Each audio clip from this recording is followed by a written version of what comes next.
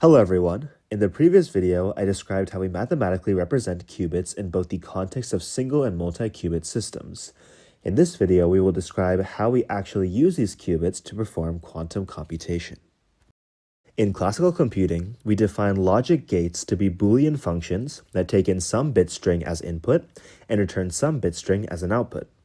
These functions can be written as truth tables, listing the output that each input corresponds to. We have access to a handful of logical operators to perform calculations on bits, including but not limited to the NOT gate, the OR gate, the AND gate, and the XOR gate. The NOT gate simply takes a bit and flips it, meaning that 0 gets mapped to 1 and vice versa. The OR gate takes in 2 bits and outputs 1 if at least one of the bits is 1, and outputs 0 otherwise. The AND gate takes in 2 bits and outputs 1 if and only if both bits are 1, and 0 otherwise. Lastly, the XOR or exclusive OR gate takes in 2 bits and returns 1 if the bits are different and 0 if they are the same. By chaining together different logic gates, we can create classical circuits that can be used to evaluate whatever Boolean function we desire. In fact, it turns out that for any truth table we define, there exists a corresponding circuit that evaluates this truth table. In an analogous sense, quantum gates work as maps from vectors in the Hilbert space to other vectors in the same Hilbert space. Let's try and gain some intuition on how we even define such operators. Suppose we have n orthogonal basis vectors denoted as x1 through xn. Usually these will be computational basis states, but that isn't always the case. Suppose we want to define an operator A that describes the action of some linear operator f, where we know a priori what f of x1 through f of xn are. In this case, we can write the matrix A as the sum of these objects. When this term is applied to a given vector, it finds a component of the vector along the direction of this bra vector and then scales the output by this coefficient. Summing over all the x's therefore gives us a matrix representation of the action of f. If these x's correspond to the standard basis, then another intuitive way to think about how we define operator matrices is that if we define a linear transformation as the application of a matrix to a column vector, then each column of the matrix actually tells us what each standard basis vector maps to. For instance, if we want to know what standard basis vector 1, 0, 0, whatever maps to, we simply read out the first column. If these x's do not correspond to the standard basis, then you can still use the same trick, but you have to perform an additional change of basis and conjugate this expression that you'll end up with. Note that this means that if a given matrix is diagonalizable and has orthogonal eigenvectors, there exists a decomposition for an operator of this form. This is known as a spectral decomposition, and we will mention it later on whenever it becomes necessary. Okay. These properties are all quite general. However, there are some key differences to keep in mind that actually limit what operators we can and can't use. In particular, since we require all quantum states to have norm 1, the only operations we can use as quantum gates are norm-preserving operators or isometries. In particular, we can use a special type of isometry known as a unitary matrix. Unitary matrices are those for which their conjugate transpose is equal to their inverse. Unitary matrices have several nice properties, such as the fact that they preserve inner products, their eigenvalues have unit norm, and their eigenvectors are orthogonal. Furthermore, since they are invertible, they are also bijections. Since circuits operate off of unitary dynamics, this means that any quantum circuit is technically invertible, meaning that it can be run in reverse with inverted gates to uncompute the output and recover the input, assuming that we're not doing any kind of weird measurement.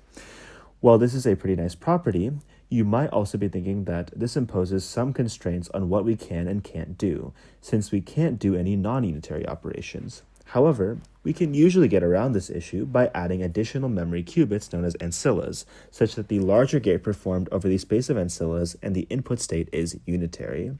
We will discuss this much later on when we go more in depth about quantum algorithms. It should also be mentioned that even though theoretically any unitary could be used as a quantum gate, quantum computers only have certain gate sets implemented, meaning that all other operations, if we can even perform them, have to be created from compositions of this limited gate set. We will look at how to approximate any arbitrary gate much later on when we discuss the Solovay-Kitaev theorem. In the meantime, let's look at some examples of fundamental gates. Let's first consider single-qubit gates. The three gates we will look at first are the Pauli X, Y, and Z gates, which correspond to their equivalent Pauli spin operators in quantum mechanics. Let's try and see what these gates are doing computationally. In particular, let's try and apply that trick that we discussed earlier about looking at the columns of these matrices. Well, looking at the X gate, we have that state 0 is mapped to state 1, and state 1 is mapped to state 0. This should sound familiar, as this is simply the quantum analog of the NOT gate. The Z gate on the right side is effectively a phase gate, which simply leaves the state 0 unchanged, but adds a negative phase to the state 1. As we can see, this is a purely quantum gate with no classical analog, since there is no notion of phase in classical computing. If we combine this phase operation and bit flip with an additional global phase, we get the Y gate. The Pauli gates have some nice algebraic properties that should be noted. For one, all the Pauli gates are both Hermitian and unitary, and have eigenvalues plus or minus 1. Squaring any Pauli operator, akin to applying the same operator twice, simply gives the identity matrix.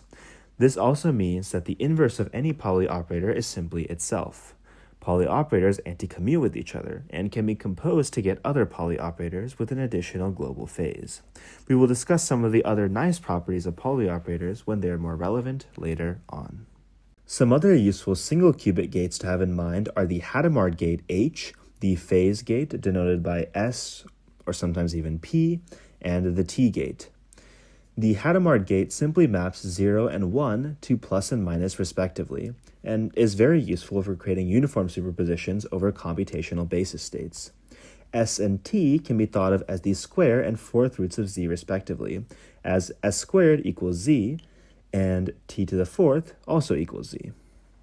Extending our discussion to multiple qubits, what kinds of quantum gates can we create? Well, for one, we can combine several single-qubit gates and have them act simultaneously on separate qubits.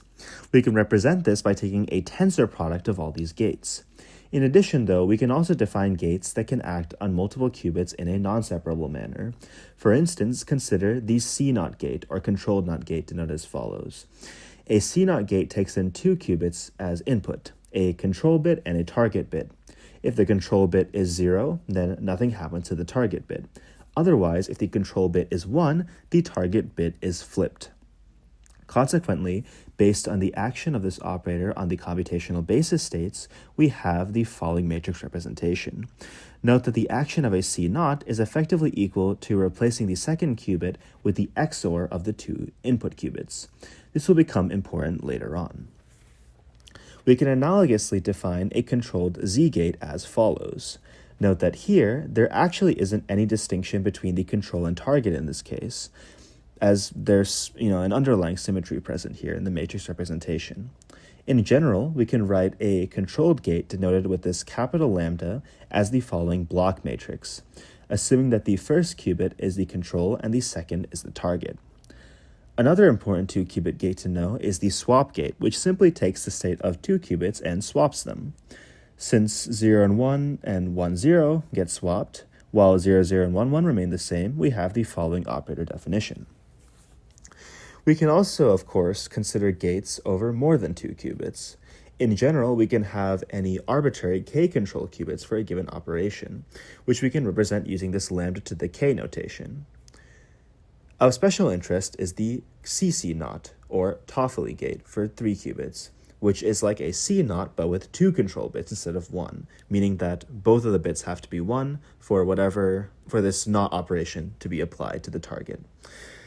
Notice that the Toffoli gate actually just computes the XOR of the third qubit with the AND of the first 2 qubits. Hence, we have that the Toffoli gate is effectively a kind of AND gate.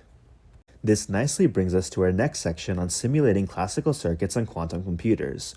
In particular, one difference that we noted between classical and quantum computers is that all quantum gates are treated as unitaries, meaning that they must be reversible. However, since classical circuits are not reversible, it seems like we are at a loss here. However, there is an easy way around this. We simply keep the input separable from the output. For instance, the Toffoli gate alone defines a reversible AND gate since we can simply apply another Toffoli gate to recover the original state. Since X is a reversible NOT gate, this means that we can perform a reversible NAND gate.